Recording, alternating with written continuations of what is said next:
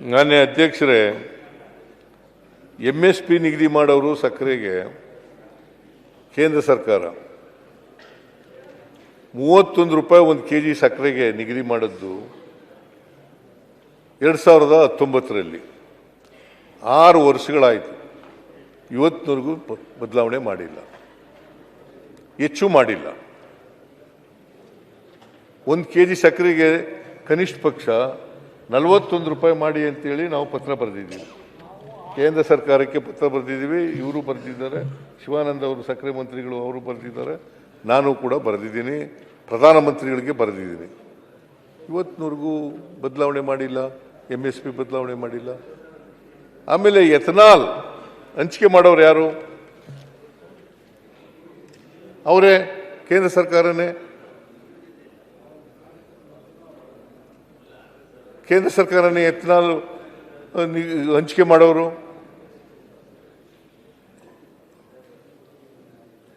ಅದನ್ನೂ ಮಾಡಿಲ್ಲ. ಆಮೇಲೆ ರಫ್ತು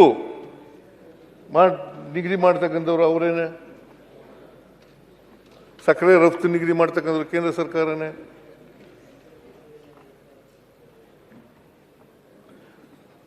ಪ್ರತಿ ವರ್ಷನೂ ಕಡಿಮೆ ಮಾಡ್ತಾ ಬಂದಿದ್ದಾರೆ.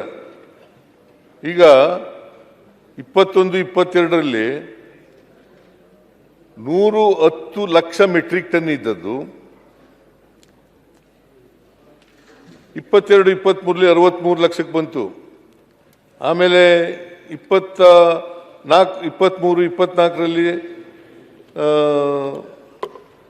1 ಲಕ್ಷಕ್ಕೆ ಬಂತು.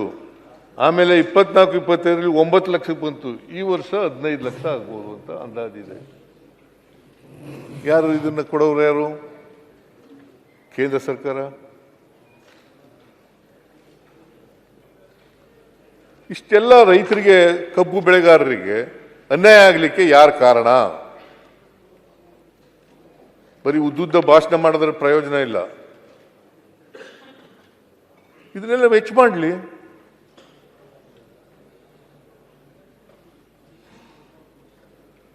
FRP ಹೆಚ್ಚು ಮಾಡಲಿ, MSP ಹೆಚ್ಚು ಮಾಡಲಿ.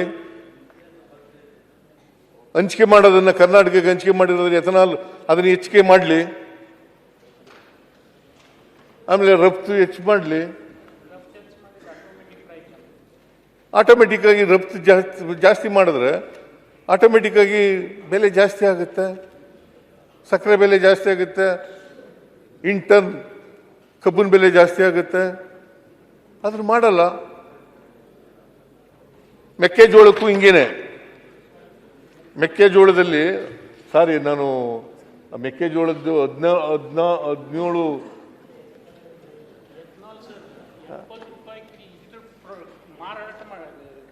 65 ರೂಪಾಯಿ, 100 ರೂಪಾಯಿ ಬ್ಲಡ್ ಮಾಡ್ತಾರೆ. 100 ರೂಪಾಯಿ ಪೆಟ್ರೋಲ್ ಬೆಲೆ ಎಷ್ಟಿದೆ? 100 ರೂಪಾಯಿನ ಆಸುಪಾಸಿನಲ್ಲಿ ಇದೆ. ಎಥನಾಲ್ ಎಷ್ಟು ಬೆಲೆ ಇದೆ? 65ರಿಂದ 70 ರೂಪಾಯಿ ಇದೆ. ಯಾರಿಗೆ ಲಾಭ ಆಗ್ತಾ ಇರೋದು ಇದು? ಅದಾನಿಗೆ, ಅಂಬಾನಿಗೆ ಲಾಭ ಆಗ್ತಾ ಇದೆ.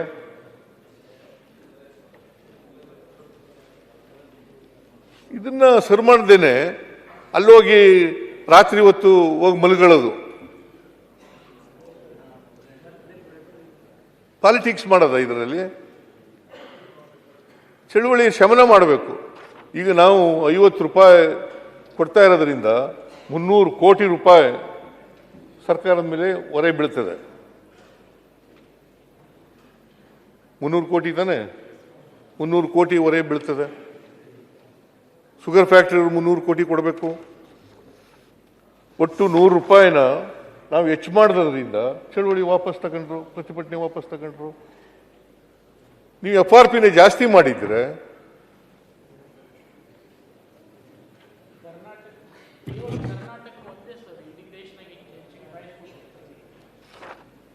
ನೋಡಿ,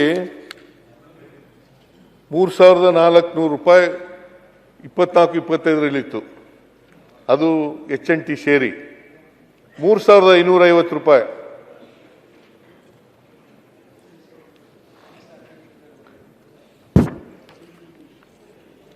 ಇನ್ಕ್ಲೂಡಿಂಗ್ HNT 3,550 ರೂಪಾಯಿ, 10.25 ಇಳುವರಿ ಇರ್ತಕ್ಕಂಥ ಕಬ್ಬಿಗೆ.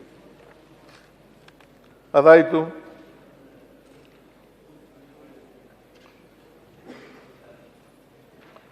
ಆಮೇಲೆ ಮೆಕ್ಕೆಜೋಳ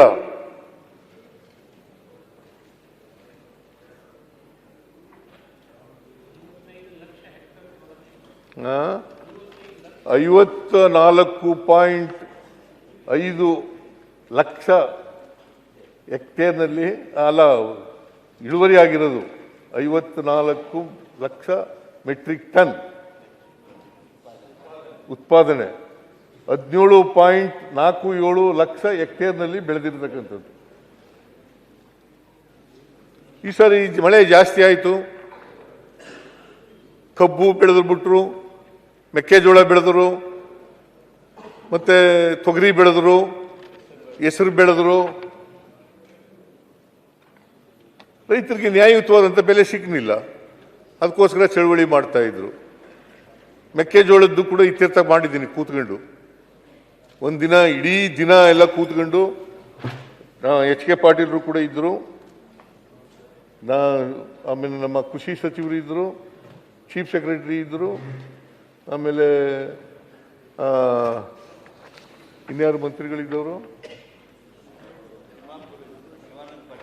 ಶಿವಾನಂದ ಪಾಟೀಲರು, ತಿಮ್ಮಾಪುರು ಅವರೆಲ್ಲ ಇದ್ದರು. ಅದನ್ನು ಅದನ್ನು ಸಿದ್ಧ ಮಾಡಿದ್ದೀವಿ. ಈಗ ಚಳುವಳಿಗಳಿಲ್ಲ. ಯಾವುದೇ ಆಗಲಿ ಉತ್ತರ ಕರ್ನಾಟಕ, ದಕ್ಷಿಣ ಕರ್ನಾಟಕ ಅಂತೇಳಿ ಅದನ್ನು ವಿಭಾಗ ಮಾಡಬಾರ್ದು. ಎಲ್ಲ ಕನ್ನಡಿಗರೇ. ಬಟ್ ಸಮಾನತೆ ಬರಬೇಕು. ಯಾವ ರಾಜ್ಯ, ಯಾವ ಜಿಲ್ಲೆ ಆಗಲಿ, ಯಾವ ತಾಲೂಕಾಗಲಿ ಅಸಮಾನತೆಯಿಂದ ಕೂಡಿರಬಾರ್ದು. ಉತ್ತರ ಭಾಗದಲ್ಲಿ ಬೆಳೀಲಿ, ದಕ್ಷಿಣ ಭಾಗದಲ್ಲಿ ಬೆಳೀಲಿ, ಯಾವುದೇ ಭಾಗದಲ್ಲಿ ಬೆಳೆದರೂ ಕೂಡ ಅವರಿಗೆ ನ್ಯಾಯಯುತವಾದಂಥ ಬೆಲೆ ಸಿಗ್ತಕ್ಕಂಥದ್ದನ್ನು ಮಾಡಿಕೊಡ್ತಕ್ಕಂಥ ಕೆಲಸವನ್ನು ಮಾಡಬೇಕು. ಇದನ್ನು ಕಬ್ಬಿನ ಸಮಸ್ಯೆಯನ್ನು ಬಗೆಹರಿಸಿದ್ದೀವಿ, ಮತ್ತು ಮೆಕ್ಕೆಜೋಳ ಸಮಸ್ಯೆನೂ ಕೂಡ ಬಗೆಹರಿಸಿದ್ದೀವಿ. ತೊಗರಿನೂ ಕೂಡ ಅದು ಆರ್ಡರ್ಸ್ ಆಗಿದೆ. ಈಗ ನಿನ್ನೆ ಆರ್ಡರ್ಸ್ ಆಗಿದೆ. ಖರೀದಿ ಕೇಂದ್ರಗಳನ್ನು ತೆಗಿಲಿಕ್ಕೆ ಮಾಡಿದ್ದೀವಿ. ಮತ್ತು ಕೇಂದ್ರದ ಈಗ MSP ನಿಗದಿ ಮಾಡಿದ ಮೇಲೆ ಕೊಂಡ್ಕೊಳ್ಳೋರು ಯಾರು? ಅವರೇ ಮಾಡಬೇಕಲ್ವಾ? ಅನೇಕ MSPಗಳನ್ನು ನಿಗದಿ ಮಾಡ್ತಕ್ಕಂಥ ಆಹಾರ ಪದಾರ್ಥಗಳಿಗೆ ಕೊಂಡ್ಕೊಳ್ಳೋರು ಅವರೇ ಮಾಡಬೇಕಲ್ವಾ? ಕೊಂಡ್ಕೊಳ್ಳಲ್ಲ, ಮೆಕ್ಕೆಜೋಳ ಕೊಂಡ್ಕೊಳ್ಳಲ್ಲ. ಮೆಕ್ಕೆಜೋಳ TDSನಲ್ಲಿ ಮಾಡಬೇಕು, ತಗೊಳ್ಬೇಕು, ಮಾರಾಟ ಮಾಡಬೇಕು ಅಂತಂದ್ರೆ ಅಲ್ಲೂ ಕೂಡ ಪರ್ಮಿಷನ್ ಕೊಡಲ್ಲ. ಕೇಂದ್ರ ಸರ್ಕಾರದವರು ಈಗ ನೋಡಿ, ಮಾನ್ಯ ಅಧ್ಯಕ್ಷರೇ, ಈಗ ನಾವು ಯಾಕೆ ಇದು ಮಾಡ್ತಾ ಇದ್ದೀವಿ ಅಂತಂದರೆ, ಕೇಂದ್ರ ಸರ್ಕಾರದವರು ಅಸಹಕಾರ ಶುರುವಾಗ್ಬಿಟ್ಟಿದೆ. ನಮಗೆ ನ್ಯಾಯಯುತವಾಗಿ ಕೊಡಬೇಕಾದ ದುಡ್ಡು ಕೂಡ ಕೊಡಲ್ಲ.